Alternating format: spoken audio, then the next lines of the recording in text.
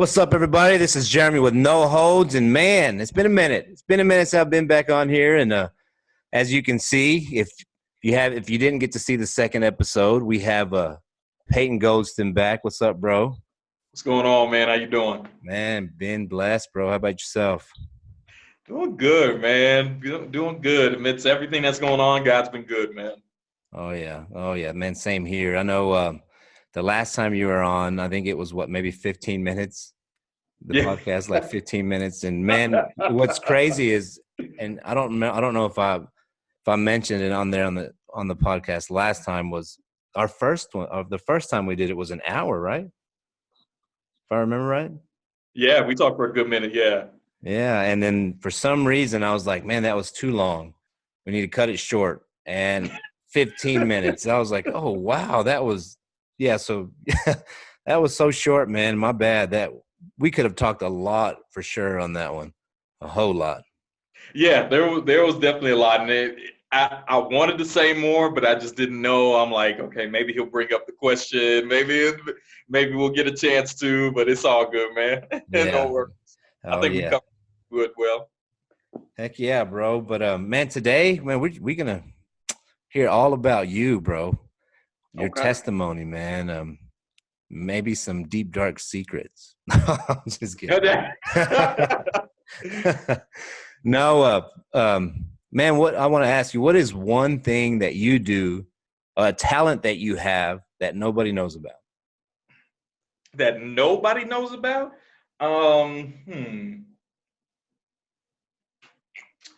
Talent that I have that nobody knows about. You know what? I've been actually really getting into video over the past couple of years. A pastor friend of mine, Pastor John Smith out here in Tucson, shout outs to him and all of FCF Tucson. He started helping me out and just kind of sending me stuff. And so he sent me a version of a video creation software called Power Director several years ago. He just said, hey, I don't know if this will help, but figure maybe you guys can start making your own videos. So I was like, okay, cool. And at first I was just kind of like, I don't know how to make videos. I don't know how to do any of that stuff.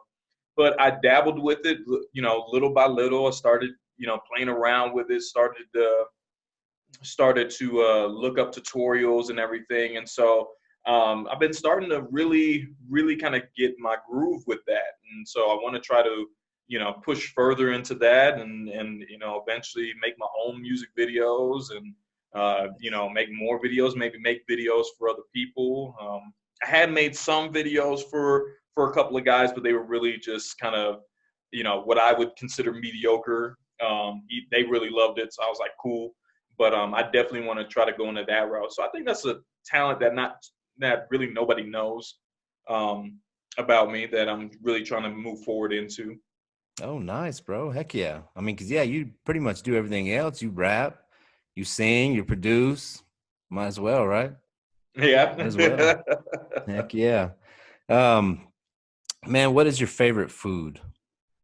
My favorite food, Italian food. Anything Italian is my thing, from spaghetti to lasagna to linguine to any kind of Italian dish. I'm like, cool, let's go. I'm like, and I'm not talking about like Olive Garden type of stuff. Like, ain't nothing wrong with Olive Garden, but I'm like, I like authentic Italian food. Like, I like going to those authentic Italian places. Like, there's this, there was a couple of places out here in Tucson that are truly authentic Italian. Like, they come from Chicago and New York and real East Coast style Italian food, and they're just so good. And I'm just like, man, that's my thing. I'm like, in a sense, I'm like, thank God my wife's not Italian. Otherwise, I'd be like super huge right now. But she still cooks super well, with Mexican food. So I'm like, oh man, God, you traded in one for the other. Heck yeah. Oh yeah. Dude, I know, man. Tortillas and everything, bro, for sure. Oh yeah. If you can go back and talk to your teenage self, what good advice would you give them? Or what advice would you give them? The advice I would give my teenage self, one of the things that I would tell my teenage self is stop caring about what people think so much. Mm. I was a big people pleaser. I was big on caring about what people thought about me. What, if I said something wrong, what would they think if my viewpoint didn't agree with theirs? What would they think? Even in my early days of being a Christian, I thought if I wasn't, saying the right things or saying all the, what we call Christianese, would people not think that I was, in my word enough or, as faithful enough, So that'd be the main thing that I would tell myself is to stop worrying about what people think. And then the second thing I would tell myself is to stand on my own 2 feet. I think a lot of times I lean so heavily on my mentors and people I looked up to for like my every move in life, instead of just saying, you know what, I need to make some of my own decisions. Thank God for my wife, because she really pushed me in that direction to say, look, you gotta continue to stand on your own 2 feet, and be you and figure out what God wants for you. So nice, man. Heck yeah. The worst advice somebody's ever given you? Worst advice somebody has ever given me. The worst advice someone's ever given me, and it was out of a place of good intention, but it contradicted everything. Once I encountered God, it contradicted everything that I knew. And unfortunately, and God rest her soul, my mom, as much as she loved me, she created this mentality in me to only worry about myself, to only care about myself, to only focus on myself, trust myself, and not. Whereas the word is saying, no, you can trust good people of God. You can trust God himself. You can love others. You can, care for others before yourself, doing the complete opposite. And, I didn't realize how selfish I was growing up until I encountered God. And just, some of my reactions and some of my mentalities, my youth leader and my pastor would call me out on it. Like, why are you like that? And I'm like, what do you mean? It didn't click for me. But to see that and to feel the benefit of caring for others before yourself, and to, sow into people and to support people is just amazing, Yeah. Man, let's talk about how your childhood was. I know we had just finished, actually. We were on Payton's podcast. If you get a chance, you need to go check that out. He's got some amazing stuff. And then you need to check his music out. Dude's awesome, man. He can do it all, I'm telling you.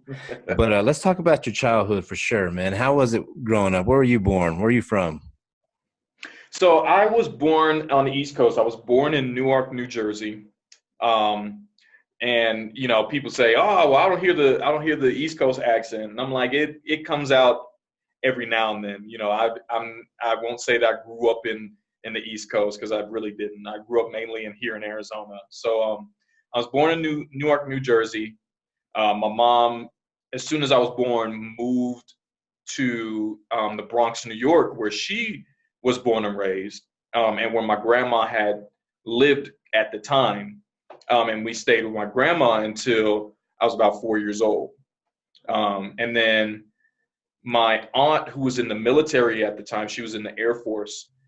She was stationed in Luke Air Force Base in Phoenix, Arizona. So she convinced my mom to bring me out there, because my mom did not want me growing up in New York.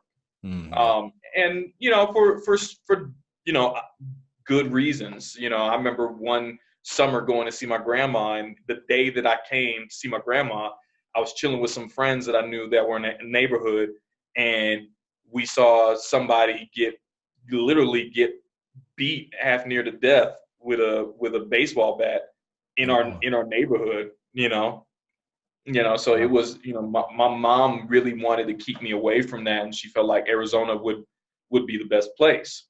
So We moved to Phoenix, Arizona when I was 4.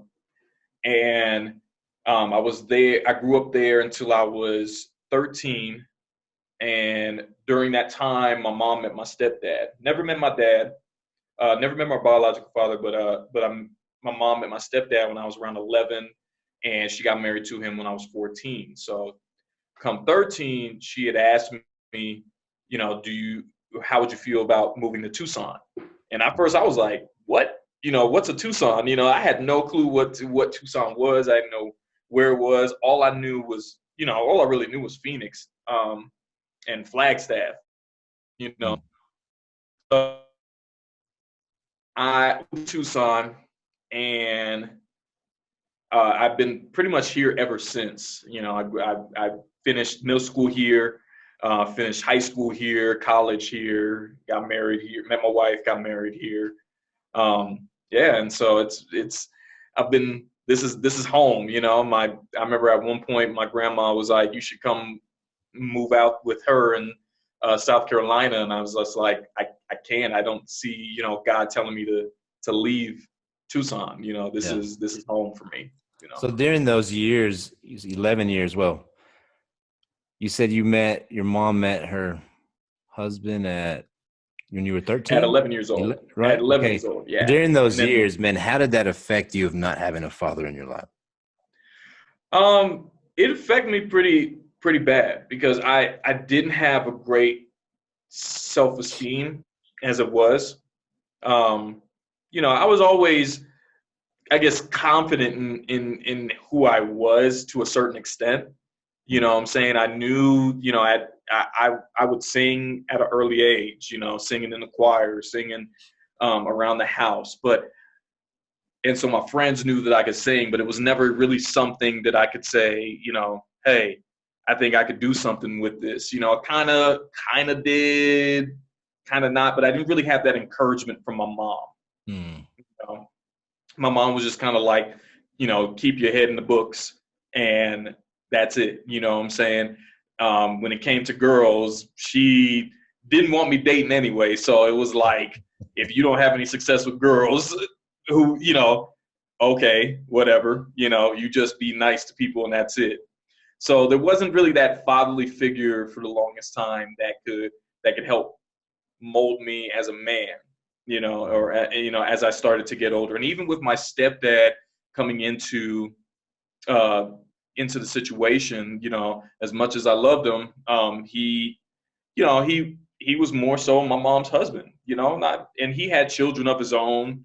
He had 5 children of his own. So it was kind of one of those things where I was like, he loved me and I knew that he did, but I was at a point in my life by the time they got married, I was already 14. I was already kind of set in my ways. So we would butt heads a lot of times. He would say certain things that I was just so not with.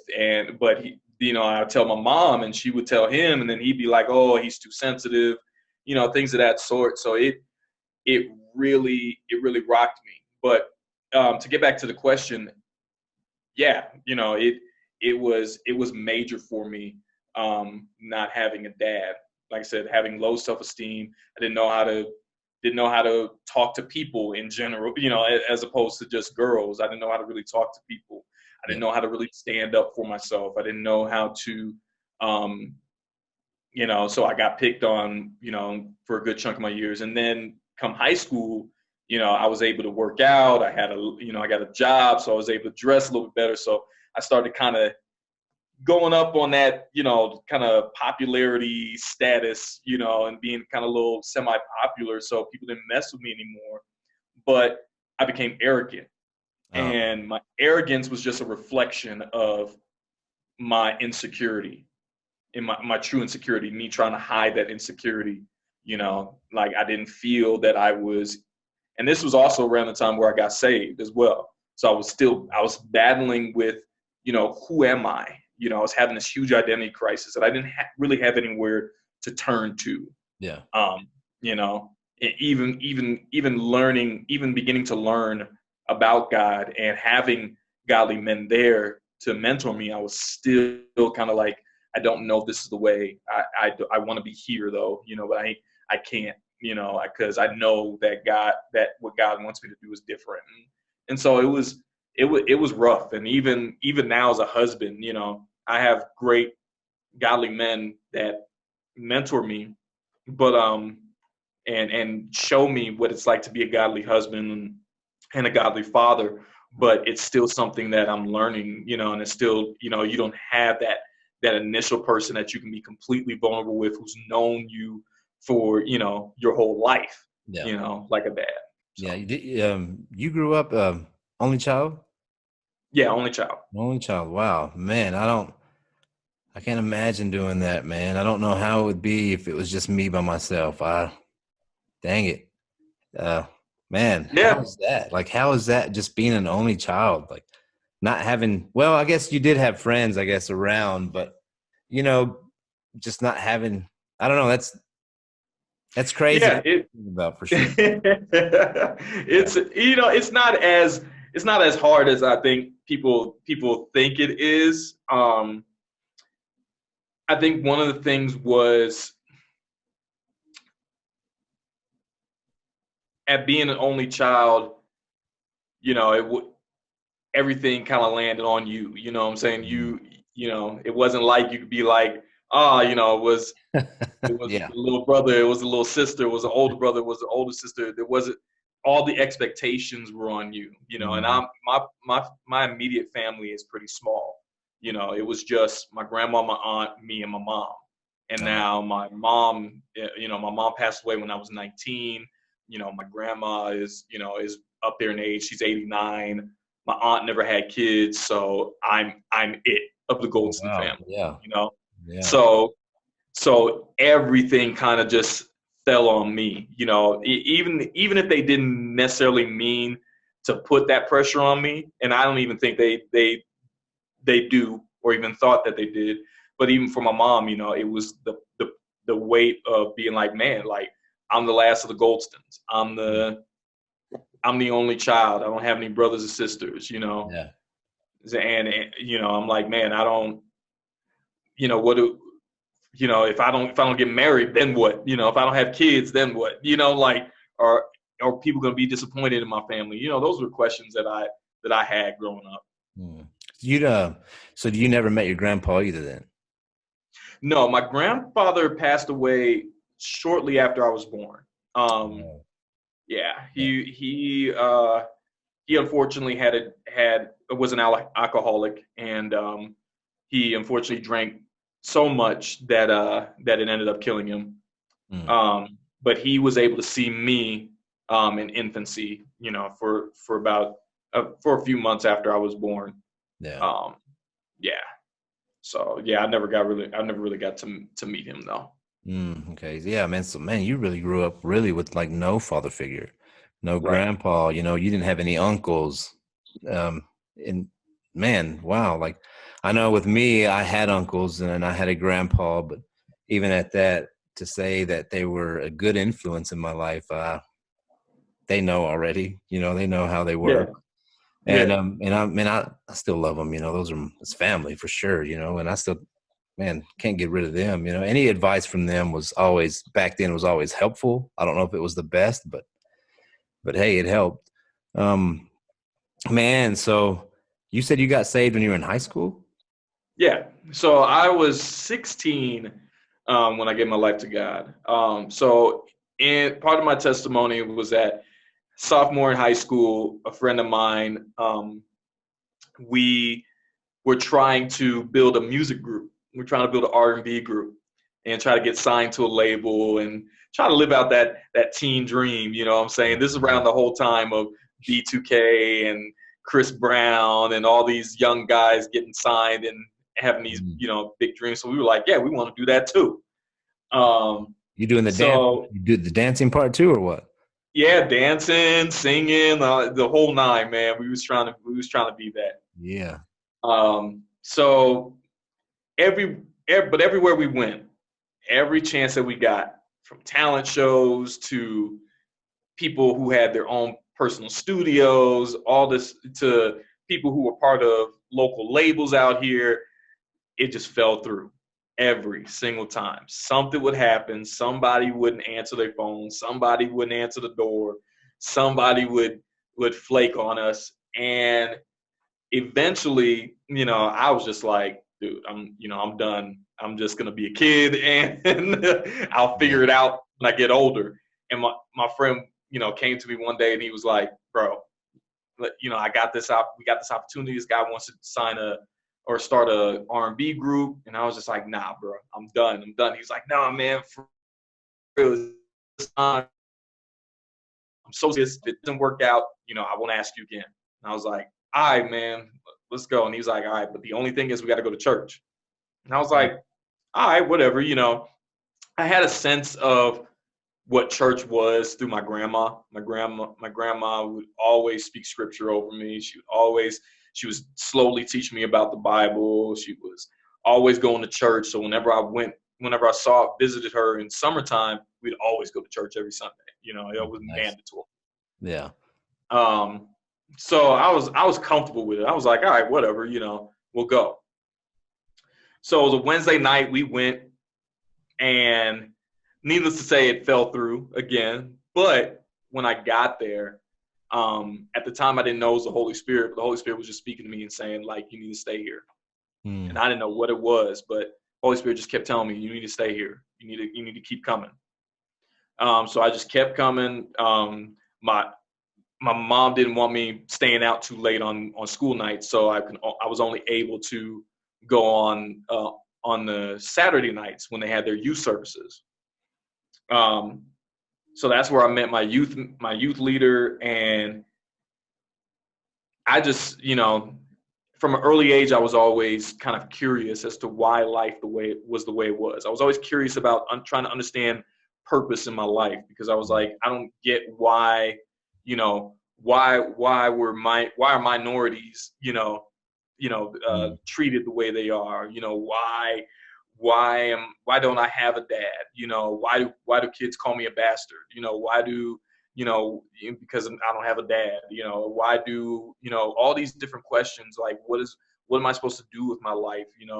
Once I, is my only purpose in life just to graduate college and have a good job and, live a successful life? Is that really it? Or is it just because other people are telling me this, So I had started asking my youth leader all these questions, like, I know we talked on my podcast about the same thing. We just kept asking. We'd have these long conversations when he would drop me off at my house. We'd be up until like midnight, and youth group be done at like 8. So I'd be trying to ask him all these questions. Yeah. And just from there, my youth leader was the only one that really gave me great answers. And you know him, his name is Ryan Larned. Oh, yeah. Yeah, he was my youth leader. So he was in his early 20s when I was like 15, 16. And I just kept asking him all these questions. And from there, our friendship grew and developed.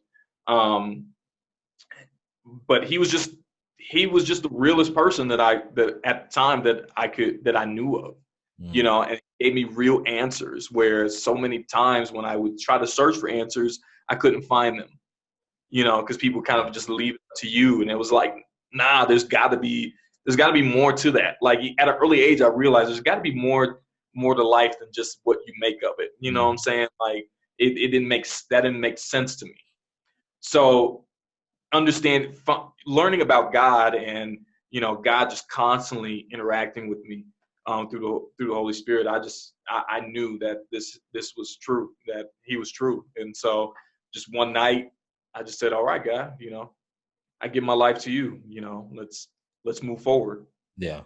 Nice, man. So you, in high school, you didn't ever experience the party life or any kind of? So I did. So after I got saved, I still wanted to be cool. I still wanted to be accepted. This is around the time where I started to kind of grow in this social status of being popular. And, I was on the step team. If anybody's ever seen Stomp the Yard, That's literally what we did on a regular basis. Like, so we Nice. step in, and then I was singing, and then I was, I was popular. I had a little job, so I got a little money, so I was looking fresh, all the time. So I had wanted that for so long. I wanted to just be accepted by people and loved by people, and in that sense. Yeah. But God was trying to pull me away and say, I got something greater for you. And I didn't want that at the time. I was like, nah, I'm good with this. This is what I want, right here. Oh, and yeah. I remember for a time I was really trying to be cool, but still be saved, still be like the cool kid inviting people to church. Be like, come hear me sing. You know what I'm saying? This is where, it's where I hang out, and nobody would come. So I started getting a little discouraged. And I remember I talked to this pretty girl one time. And she asked me if she was going to hell. And I was like, I'm like, what? Like, why you ask crazy questions like this? So the whole time I'm trying to avoid the question, because I'm just like, dude, you don't tell somebody that. Like, I knew at an early age, like, you don't just tell somebody you're going to go to hell. Like, I'm like, I personally don't believe the hellfire and brimstone message gets anybody saved. That's just my personal opinion. Yeah. So she kept asking me. And so finally I was just like, yes, you're going to go to hell. You don't get saved, you're going to go to hell, And she got all weirded out. She started telling other people. They started getting weirded out. I started becoming the crazy religious kid for a second there. So I totally just separated myself. So there was one version of Payton on youth group nights and Sunday services where I was the kid in the front row worshiping God and loving Him and with all my heart and behind closed doors. And then there was the kid that I was at school. I was at the parties. I was cussing up a storm. I was drinking. Thank God I didn't smoke or have sex or anything at that time. But I was just, I was wanting to be about that life. I was just wanting to be accepted. So I was willing to do whatever. Yeah. So eventually come graduation day, I'll never forget it. But God spoke to me in one of my classes, and He said, look around you. Look at all these people around you. Look at all your classmates. He said something along the lines of, how many of them have you told them that I love them? Wow. And it broke me, because I said, man, I wasted 3 years of high school where I could have been an influence. Yeah. Where I could have talked to at least one person, you know what I'm saying?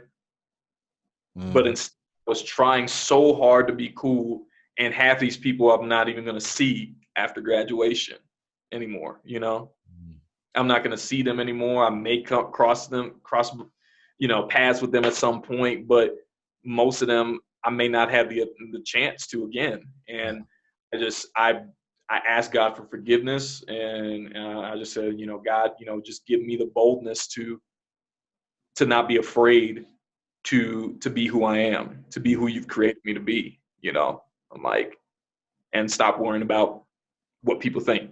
Yeah. Oh, for sure. Man, how easy was it for you to accept God? You and your stepdad, y'all didn't have a really good relationship. I think that's what you were going. Right. Yeah. Because I didn't have really a father figure and not really a good relationship with my stepdad, it wasn't hard to accept God. It was hard to accept God as a fatherly figure, as far as, hey, there is discipline. He chastises who He loves. It was more so of I love you, Lord. Get me out of this. Get me out of this funk. Get me out of this situation. Get me out of trouble. I treated Him more like a genie than a father. Yeah. No, let me reword this. It's kind of now coming back like something else. How was it receiving a father's love for the first time? So receiving a father's love for the first time, it was weird because, like I was saying earlier, I saw stepdad as my mom's husband. Mm-hmm. You know, I couldn't really picture him as my dad or my stepdad or anything of that. It was, for so long, it was like my mom's fiance, my mom's fiance, my mom's husband, John, you know, his name was John. So I'd always be like, yeah, John, hey, John, you know. You never called him dad? No, I never called him dad. Never. Okay, gotcha. Never called him dad. I would tell people this is my stepdad, you know, but I would never call him dad. He would, you know, and like I said, he would tell me, you know, I love you. You're my son, you know, and I would say, you know, I appreciate that, but it just, for me, it was years, because in the back of my mind, I was like, you're not, you know, you're not my biological father. You're not my father. You married my mom. You know, I just happened to come with it. But, you know, in 4 years, you know, because they got married when I was 14, and I'm like, in 4 years, I'm out, you know, and you get to experience life with my mom. Yeah. Unfortunately, they never got to experience that because he passed away from cancer when I was 18. Oh, man. But but after that, as I began to understand God's love, and God's love as a father, God and who he is as a dad, I was able to accept that fatherly wisdom and that fatherly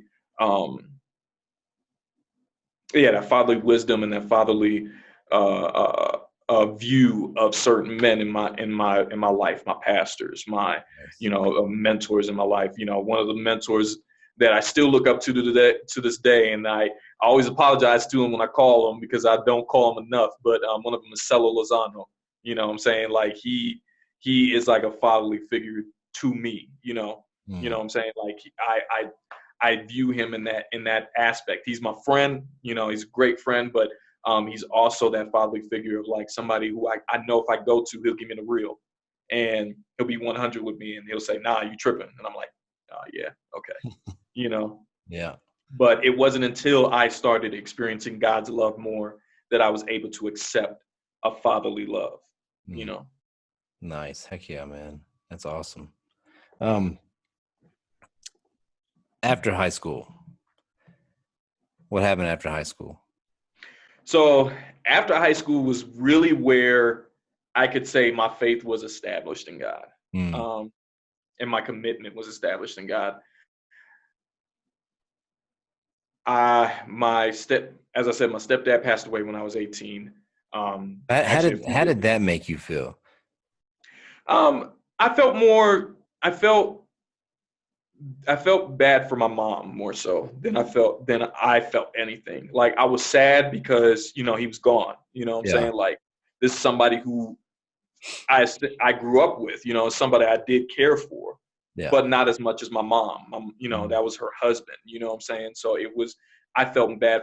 I felt more upset for my mom because he had to suffer. You know, he developed cancer when I was 16 and battled with it for a few years, and then passed away shortly after my graduation. And so she felt bad because she felt like she was rushing him the day of my graduation. And a couple other things that happened. And I was just like, no, you know, you can't beat yourself up for that. Like, you know, he had been battling this for years. And it was one of those things where it was just like, okay, yeah, I feel bad. You know, I feel sad because this is somebody I did care about that passed away, but, you know, more so for my mom.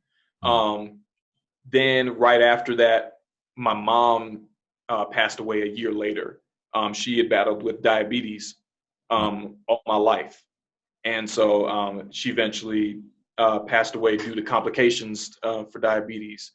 And that was a time that rocked me because my mom moved to Casa Grande a little bit after my stepdad passed, but I had to stay in Tucson because I was attending college. So I was living with a friend, and I was living with my friend's parents, I should say, and they were going through a divorce. So it was a mess. And I'm just like, Lord, why am I here? Like, my mom's in a whole other city. I'm living with my friends. I don't know if I'm gonna get kicked out. Yeah. I'm trying to stay in good graces, but I'm like, Lord, what is the deal? And it was around the time that my mom's birthday. It was 2007. Just a few months before I was turning 20. I was gonna go see my mom for her birthday. So I drove up to Casa Grande and didn't hear an answer at the door. So I'm thinking, my mom's out and about, probably, she didn't have a cell phone on her at the time. So it was kind of like, all right, well, I'll just leave a message and she'll get back to me. My mom has always been independent, strong Black woman. So it was always just like, all right, she'll get to me when she gets to me. Yeah. And I don't hear from her for quite some time. Start calling my grandma, saying, hey, have you talked to my mom? She's like, no. You haven't heard from her? And I'm like, no. My grandma's sister, called me one day, and it was after a couple of weeks of not hearing from my mom, leaving messages, kind of like, what the heck, what's going on? Yeah. She called and she was like, baby, you need to file a missing person report because your mom doesn't go this long without contacting somebody. And so I was afraid to do that because I didn't want to file a missing person report and then my mom just there, what the heck, So I ended up doing it. Unfortunately, the Pinal County sheriff's found her in her house, pronounced dead, and they came to my friend's house, but my friend's stepdad didn't know my last name. So when they came to the door asking for Mr. Goldston, he was like, you got the wrong place. So me and my friend just barely missed them after going to the mall. So I'm blowing up the sheriff's department thinking, okay, did somebody find her? What's the deal? Yeah. Nothing. No response. I get a call from the coroner's office a few days later, and that's when they told me, have you prepared funeral arrangements for your mom? And I was like, what? Oh, wow. Yeah. And it was a huge shocker. Like, I talk about it now kind of nonchalant, but because it was a long time ago, but it's still to this day, it was still kind of one of those things where it just hurt, Mm-hmm. And the sheriff's office, they apologized. They were like, we're so sorry that we didn't tell you, all these different things. But I'm like, man, I called y'all, what is the deal? Like, so the day that I found out, I just sat in the corner of my room on the floor and just prayed to God. And I said, God, help me. What do I do now? And I just felt I felt a peace in that room.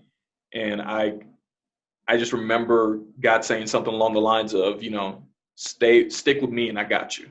Like, stick with, just stay with me, abide in me, stay with me. And I've got you. I'll never let you go. And from then on, I said, okay, God, well, I'm gonna put you to the test then, I'm like, God, I'm going to stay with you. Yeah. And ever since then, I dug into my word more and more. I stayed with him more and more. I stayed faithful to him. Anytime things were going bad in my life, whether, I was at one point, the first apartment I had, I almost got kicked out of it. I almost got evicted out of it because I lost my job. And, it was during the whole stock market crash in 2008. So I lost my job, wasn't getting paid much as it was. And, I was like, all right, God, I'm believing in you, and he showed up and showed out. I was able to get a new job super quick. I was able to get a job making more than I did from there. But yeah, just ultimately anytime bad relationships that I was in, he saw me out, he saw me through, just like a dad. I ran to him and I said, hey, I'm sorry, Lord, I know I shouldn't have been in that relationship. And he's like, all right, it's all right. Let's keep moving, And he just kept showing me and showing me and showing me how faithful he was. And so, or how faithful he is, I should say. Yeah. And, you know, I can't see myself now ever doubting him. Yeah. You know, I can never do it, you know. Dude, that's awesome, man, because man, I remember when my dad passed away, of course, I was 9, but when I moved to Lubbock and I was on my own, dude, I actually blamed God for a little bit. And at that time, I honestly didn't really know anything about God like I do now. If it were to happen now, like, no, I would never blame God for anything, any of it.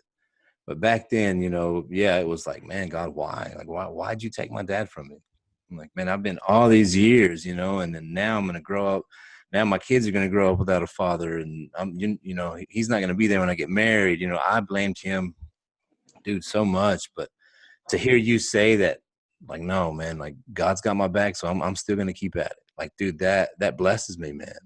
I know there's a lot of people out there, even now, that, you know, who are Christians that still blame God because they think that they took their loved ones, you know, and it hurts. Right. It hurts. It really does, man. But to hear you say, like, no, I kept going. I kept digging in his word, and I kept pursuing him. No matter what's happening, I'm still going to pursue you. Like, dude, that blesses me, bro. It does, man. I appreciate you saying that for sure.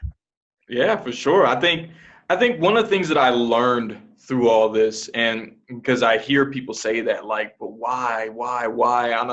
One of the things I've learned to accept is the beauty of life in a sense. The beauty of life also includes death, also includes passing away and being eternally with God, you know?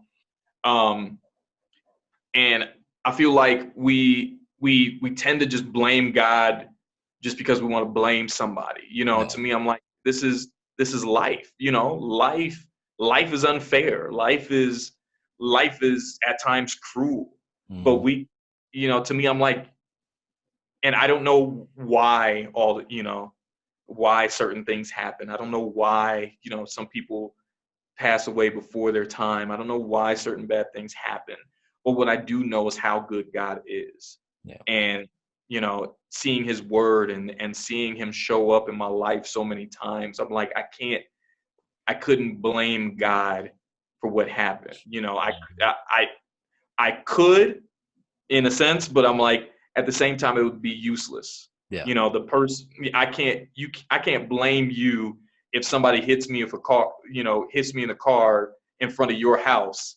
but you're trying to help me. You know what I'm saying? Like, I can't, you know what I'm saying? I feel like sometimes, you know how when little kids get hurt and they don't know what hit them, but they just happen to turn to you and they think it's you. And it's like, blame me just because I'm here, just because you see me, you know, like, I can help you. Like, you know, that's how I feel sometimes we are. We just, you know, in the midst of our grief, we want to blame. We want to put our anger towards something. And we're just not designed for that. Yeah. We have to forgive. We have to move on. We have to move forward, because even for our loved ones who have passed away, I know for a fact, my mom would constantly tell me as I got older, she was like, I want you to be somebody. And, you know, I want you to be somebody special. I want you to be somebody who with influence. I want you to be, you know, famous, whatever it is. But she was like, I don't want you to just live life, you know, regularly. I want you to pursue, you know, big dreams. And to me, I'm like, if I were to sit there and blame God this whole time and be in this slump of depression, her death would have been in vain. No, that's good. That's good. You know, you started talking about big dreams. I think the first time I met you, you had a little group, right? A little rap group. Yeah. Let's hear about that. How'd that get started? So Battleground City was the group that we were part of, and we did a pretty good run, man. So it started off as a youth conference back in 2007. A guy by the name of Kevin Dooley met me and my friend Ryan, at the time, and his wife Shantice, and he was telling us about how he wants to get something started, you know, like a conference or something. And we were always wanting to do something big in Tucson. We just didn't know how to go about it. So we were wanting to do record labels and all this different stuff, but we just never had the resources for it. But he did. He had good favor with a lot of the churches in Tucson and things of that sort. So he started Battleground. It was just called Battleground, and that ran for about 2 years but he was in the military, so he had to be restationed out in North Carolina. So he left Battleground, the conference, to Ryan. And Ryan, myself, his wife Shantice, and a friend of ours at the time, Maurice, we created Battleground City and said, okay, Battleground City is the name of this organization or this group of people that are holding this conference, and then we're going to just do different themes every year. Yeah. So we did that for about 2 years, and during this whole time with these conferences, we were having like 500 youth come through. It was like Camp Awakening. So it was so much fun. Just we didn't take kids away for a whole week. It would just be like 2 or 3 days. During this whole time, I'm like, man, we're bringing out all these artists. We're introducing so many people who've never heard of Christian hip hop before, bringing them in front of all these names of Christian hip hop. Everybody from legends like Corey Red to guys like The Rep, just all different kinds of artists, local artists as well. And we would give people an opportunity to be able to purchase their merchandise, but I was one of those kids that grew up not having too much money. My mom wouldn't give me no money. She'd be like, I'm going to give you money to be able to go to the thing. You enjoy it. You come home. You know what I'm saying? I ain't got no extra money for no CDs and shirts and all that stuff. Yeah. So I would usually not come home with anything. So I said, I don't want to do that to kids who were like me. I want to be able to put something in their hands, something for free, something they can take home after they've had this encounter with God and say, man, now I can start my walk listening to this mixtape of these Christian hip hop artists. Yeah. You know what I'm saying? And I felt like Christian hip hop helped shape my boldness in Christ, listening to a lot of the early days of 116 Click with Lecrae and everybody from Reach Records. Oh, yeah. And really them pushing that whole 116 agenda, being unashamed of the gospel. Like that was what I needed. And that was what I felt, deep in my heart. I wanted to then, push on to other young kids who are experiencing God for the first time. So the guys that we would bring out would either be like, oh yeah, purchase my CD. And then, yeah, you can take some tracks off it. Or they flat out tell me, no, you can't put any of my songs on a mixtape. I want them to purchase it. Okay. So it was like, man, I'm running into all these loopholes that I got to do just to put out something free to take home. I'm like, this is greater than your business. Like, say like, in my eyes, I later on, I understood being an artist, the mentality of it. But I was just like, man, like I'm stuck. So one of the years, a friend of ours named Rob, who ultimately me and him would start the music portion of Battleground City. He came in and was like, just bringing in all these ideas, had all these resources. He had his own studio, and he was like, hey, how about we make our own album for this to sell? And I was like, well, wait a minute. I got this idea. I've been having this idea for a moment. Mixtapes are kind of back and popular at this time. Oh, yeah. So, hey, let's make a mixtape and let's give it away for free or donations. You know what I'm saying?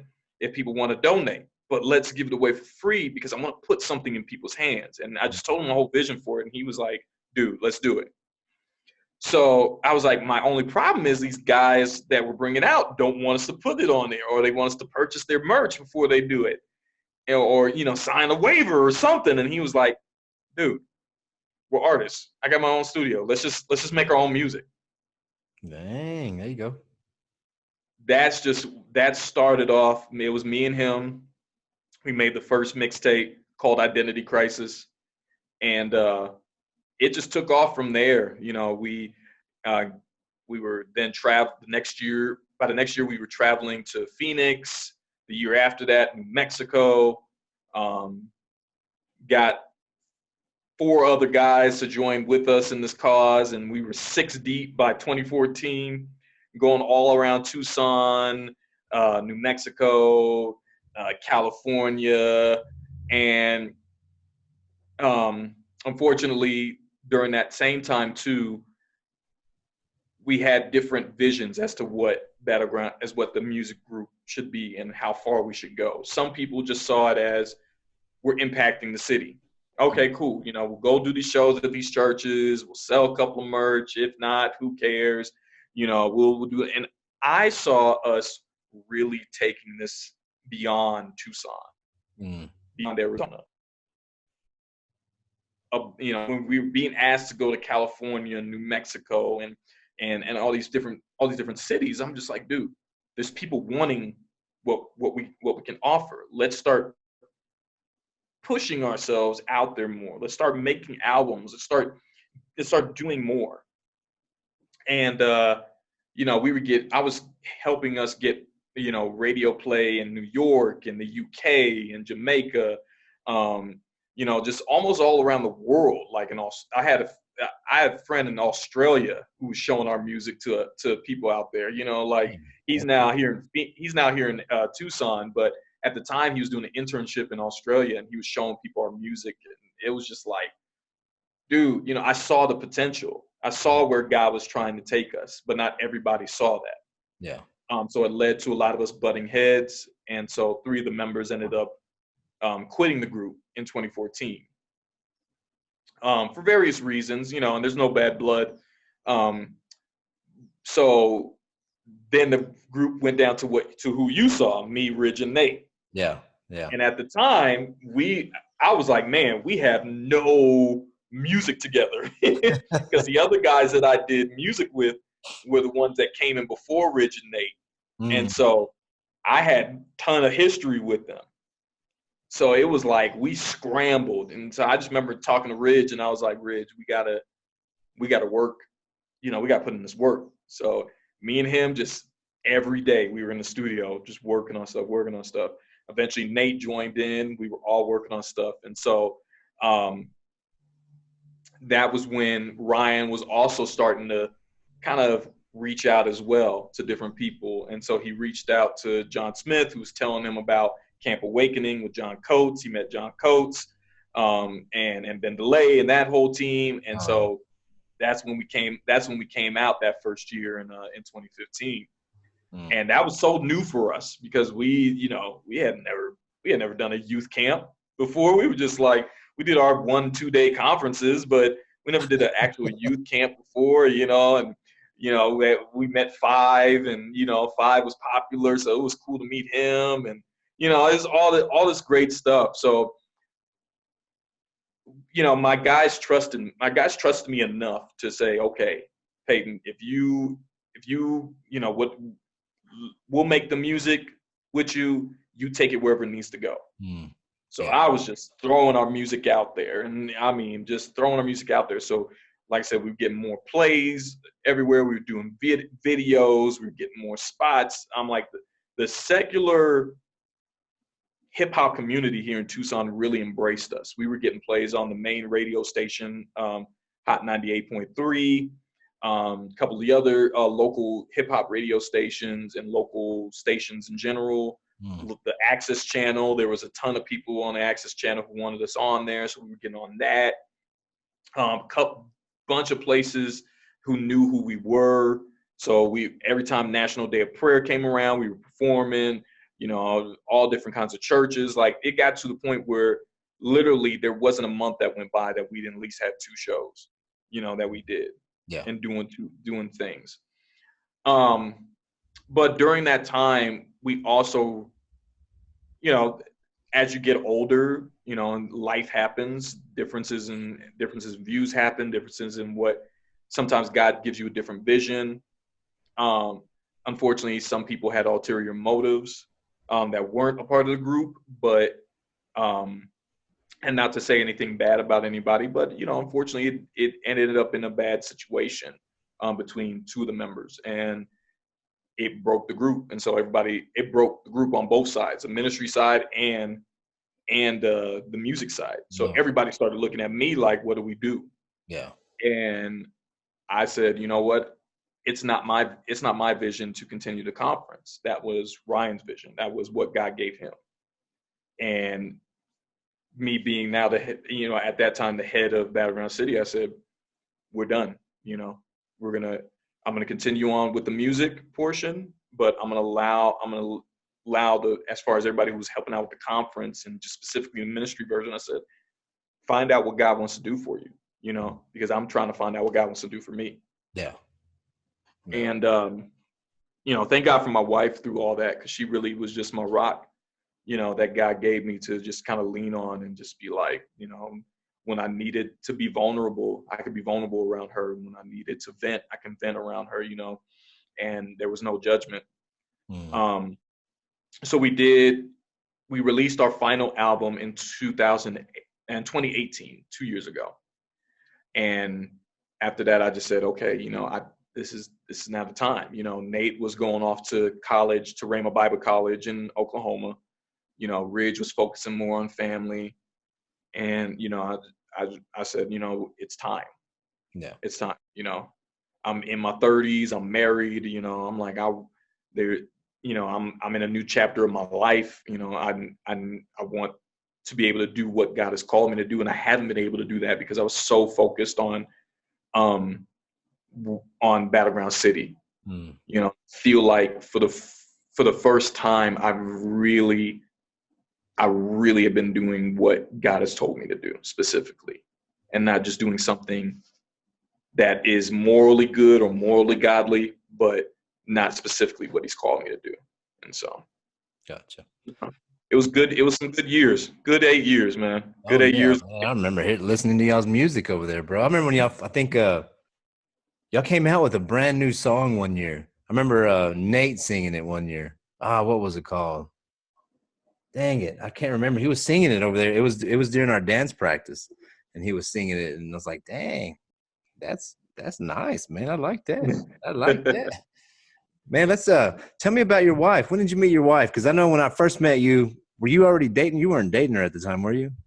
No, I was single at the time. So I met her shortly after the first time we met at that Camp Awakening. It was a little bit after I got back from that Camp Awakening. We were doing a couple of shows, and it was a couple of shows in a row. So we just made it like a little mini tour for us.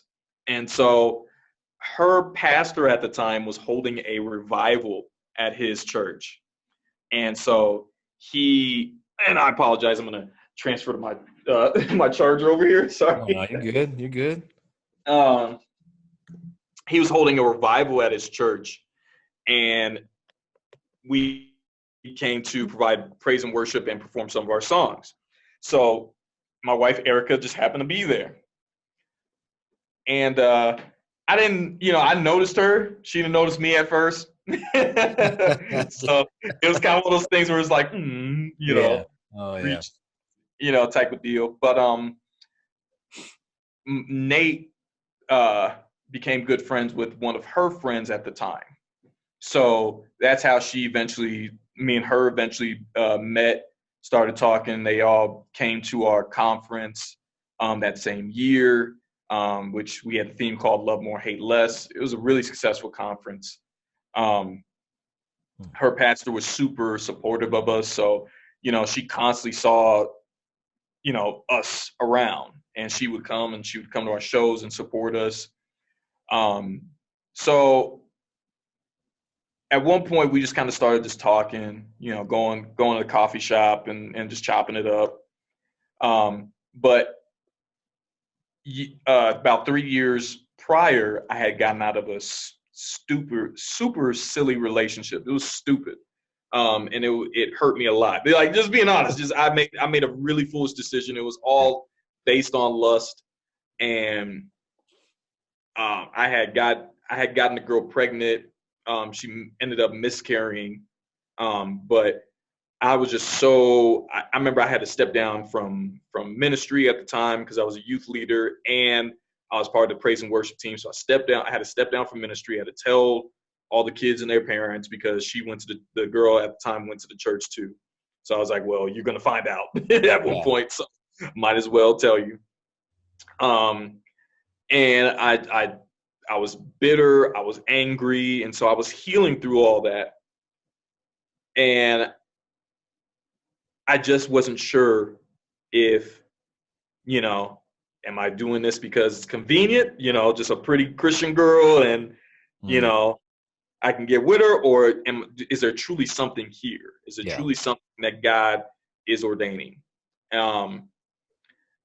So I didn't do anything at first. I kind of just was her friend. I'd chop it up with her sometimes, but she would want to hang out more and more. And I was like, nah, I'm good. I was just kind of music in a sense. I was just all about Battleground City and all about being in ministry, and just that was my focus. That was my total focus. So we started working on together in a project with another minister out here. It was a fashion show, a youth fashion show, to raise money for a nonprofit organization out here called Soul No More, which helps prevent human trafficking. Human sex trafficking. So we performed and we helped plan with it. And I remember seeing her there, and I just remember, like, in the midst of the crowd, I felt like it was a movie. In the midst of the whole crowd, and it was busy and stuff, she came and gave me a hug and all this stuff, and she left. And I just remember God being like, dude, why aren't you go for it? Why aren't you, he gave me the green light, like, duh. Yeah. You know what I'm saying? I told God prior to me even pursuing her, I was like, God, you're going to have to slap me in the face with somebody, because I don't want to just jump into anything. I was tired of making silly, immature decisions or mistakes in my relationships, and not listening to him, not being guided by him. So when he slapped me in the face with that, I was like, all right, cool. So ended up asking her out, and it was funny. Our first date was my friend's wedding, a friend of mine's wedding, and I asked her to be my date for the wedding, but I was one of the groomsmen. So I didn't know he was gonna have like a little mini like get together / bachelor party a few hours before the wedding. So she's out there by herself in the courtyard, not knowing anybody, and I'm like, I'm in the place, chilling with all the groomsmen, and she almost left. And I swear it was all God, because if God didn't bring somebody who was like super cool, and they're super cool friends now, is this lady Diana. She met my wife, and she started talking to her, and they just clicked from then on, and that kept her there. And you know what I'm saying? And I remember straight up, like, a few days afterwards, I said, I'm so sorry. And she was like, I would have left, And I was like, really? She's like, yeah, I was about to leave. I'm like, until Diana came and talked to me. And I was like, oh my gosh. And so I knew that was God. I was like, all right, I gotta stop playing around, because God throwing me bones left and right. Yeah. So from there it just grew. We just kept hanging out. We kept going out, seeing each other. And I remember at one point I was still a little unsure, because we had kind of grown distant. And I left for the next year's youth camp, the next year's Camp Awakening. And during that time, I was just like, okay, God, I left it in his hands. I said, okay, God, I believe this is somebody who you brought into my life, but, we're kind of a little distant right now. I don't know what's going on. I don't know what's going on with her. I've been praying for her. I hope everything's good. I hope it's not me. I just don't know what's happening. But I'm gonna leave it in your hands. And if you don't want it to be, let it end. If not, tell me what you need me to do to spark this all up. Mm-hmm. So I remember just having, I think it was on the Thursday. You know how it was with Camp Awakening. The Thursdays, that last night would just be like powerful. It'd just be like, good God. Like, so I remember John Coates was praying for me, and he said something along the lines of, the Lord is showing me you at the edge of a cliff with your feet just off the edge. And he said something along the lines of, you're so afraid to take a risk, to take a leap off the edge. But don't you know that God will catch you if you make that leap, if you make that leap of faith? And immediately I just thought, okay, maybe I am too afraid to open up my heart to somebody and love them fully and commit to them, because I made so many mistakes in my past when it came to relationships. So I'm balling. I'm a grown man, but I'm balling like a baby. You know what I'm saying? Yeah. Like, so I knew as soon as I did, I said, I gotta talk to Erica. I gotta talk to my wife. So we didn't have our phones the whole time. Like, I know some kids have their phones, some leaders have their phones, but we, just to be an example for our youth, we didn't have our phones on either.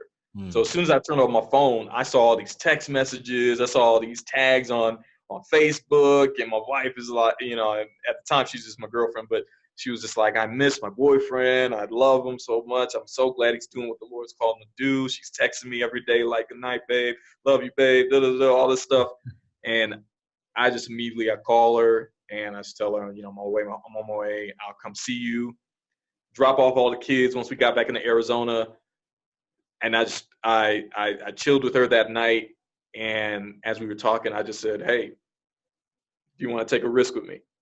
And she was like, what? And I was like, yeah, do you want to take a risk with me? And she was like, yeah. And I was just like, will you marry me? And I just said it right then and there, and she said yes. And we told her mom. She was living with her mom at that time. So we told her mom and, got married a couple of months afterwards. And it's been history ever since, man. Heck yeah, bro. That's awesome, man. That is awesome, bro. And she's been to camp, right? Hadn't you been to camp or no? Yeah, she came. So that next year after, she came to Camp Awakening with me, because I told her so much about it. She saw all the highlights from the videos whenever we post them up, and she was like, I got to check this out. Dude, heck yeah, bro. It's awesome, man, whenever, you and your wife can go. Right. I know that's how it was with Andrea and I. Like, for both of us to go, it was awesome, and then after a while it was just her, because I couldn't go because of work. It kind of sucked, but it's all good. It's all good. Dude, that's awesome, man. Let's talk a little bit about your podcast and your EP, your EP album coming out. Talk a little bit about that. We'll so the podcast is called Refocus, or #Refocus, Refocus Podcast. So the slogan is, refocusing hearts and minds toward God. So, I always tell people, just like your morning jog or your first cup of coffee, I make my podcast intended to be that wake up or that espresso shot that you need spiritually as you get ready, as you get your day started physically. We always get our day started physically, eating something, drinking a cup of coffee, jogging, doing our routine that we always do before we go to work or go to school or however we start off our day.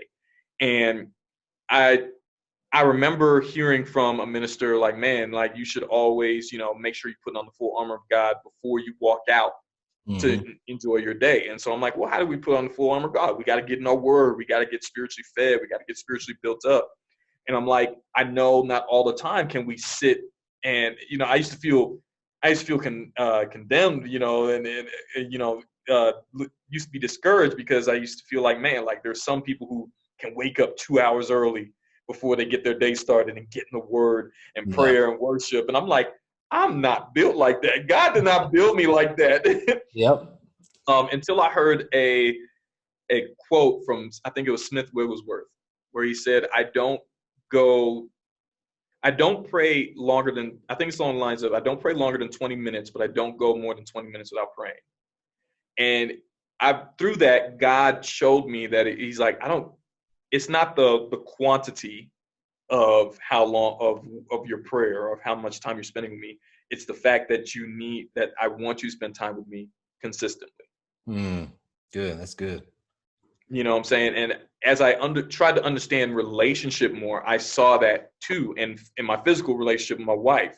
my wife wasn't asking me to every second of every day, you know, to be with her. But when I am, I need to spend consistent quality time. Yeah. And I said, okay. So I said, okay, one of the things I know I can do to start off my day spiritually was to dig into the word, even if it's a chapter, if it's a couple of verses, something I could just meditate on my way to work and see what God gives me throughout the day. Yeah. And I remember that used to help me so much. And I said, I would write things down as he's telling me these things. I would write things down through just regular studies that I had. And so when I was telling my wife about I want to do this podcast, she mentioned the name Refocus. And I was like, dude, that's it. Because every day you got to refocus and realign with God. Mm.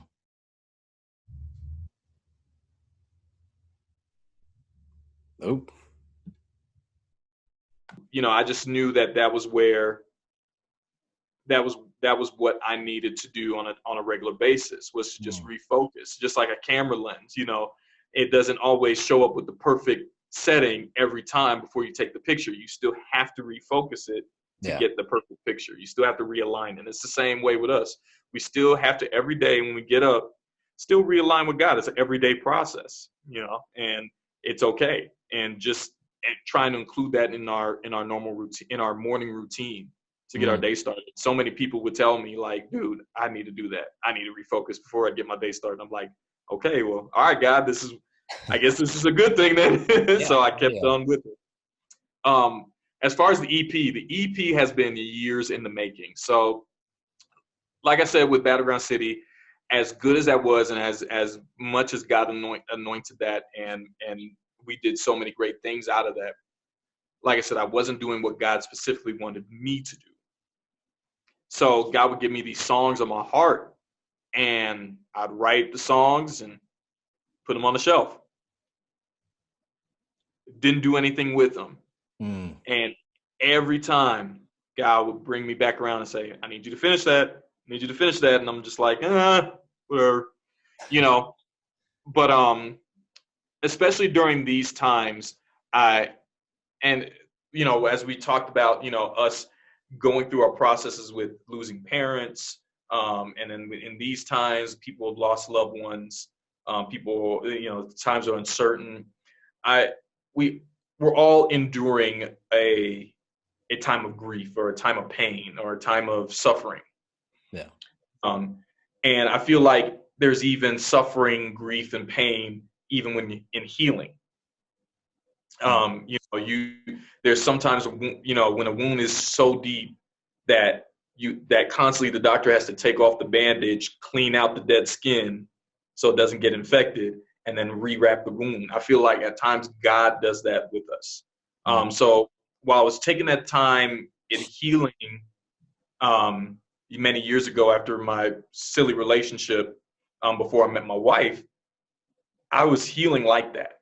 You know, God was undoing scabs and undoing bandages in my heart and cleaning out the dead and rebandaging it. And so every time I was going through that process where I had to reopen old wounds, I would hate it. You know, I was going through this restoration program called Breaking Free.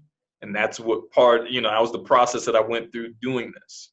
Yeah. And, you know, just going back into my past and really, you know, going back to my past with my mom, my stepdad, my group, you know, my upbringing, you know, all that stuff that I tucked away under arrogance and pride and other things, lust and other things.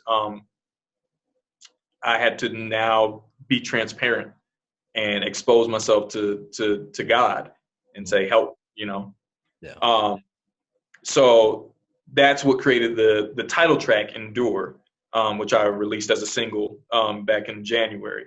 And so I had that beat back in 2012 and barely put it out in 2020. Wow. Yeah, I've had the beat since 2012. I finished writing the song in 2018 and then finally released it this year. So from there, I was going to have this big old project, but God just slowly dwindled it down to 5 songs. He was just like, these are the 5 I want you to release. These are the 5 I want you to put into this, and just rename it Endure, because people have to see the journey of going through the process of pain, of suffering, of healing, and then the joy that comes out of it is what you'll see through these 5 tracks. So I did a promo video yesterday, and it's showing one of the more joyful songs called Bless My Soul. And that is really kind of where you'll start to see the upside of the album, where it's just thanking God, because, I could have been anywhere else. I could have done anything else. I was, I had this past, or I went through this, but, I was weary, but you changed all that. You got me through all that, so I'm praising you, daily. So June 5th, that's when it's going to release. Pre-order is out right now, wherever you listen to music, or if you're a Spotify streamer, the pre-save is also there too. So you can get that as well. But yeah, June 5th, it'll drop. Dude, I can't wait, bro. I'm excited too, man. I'm very excited. I'm very excited for that for sure, bro. Hey, man, well, I appreciate you being on here, man. And like I said, I know it's been maybe over a month for sure since I've actually had another podcast out. And I know I've been wanting to get with you and hear your testimony for sure. And, man, I'm glad I got to hear it, man. It's amazing, bro, for sure. For real. Appreciate that, man. Appreciate that for sure. Yes, sir. Appreciate the platform you have for people to just, go no holds barred. I keep referring that as no holds barred. I love it because of the wrestling term. I get it from wrestling. I'm like, no holds barred, but I'm like, it's just no holds. Yeah. Oh yeah, man. Well, thanks, bro.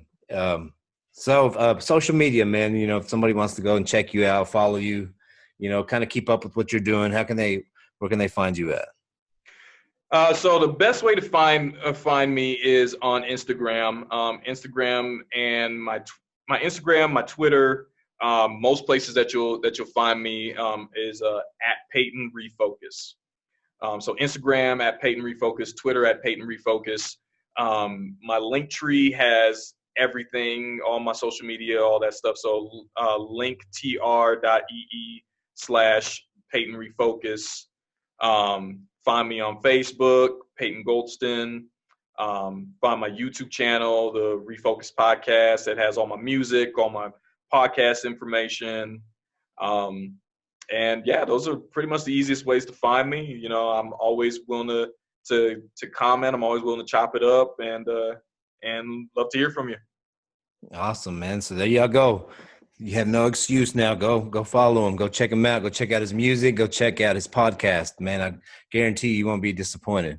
But that's all that we have for today. Until next time, man, we are out. Peace. Peace.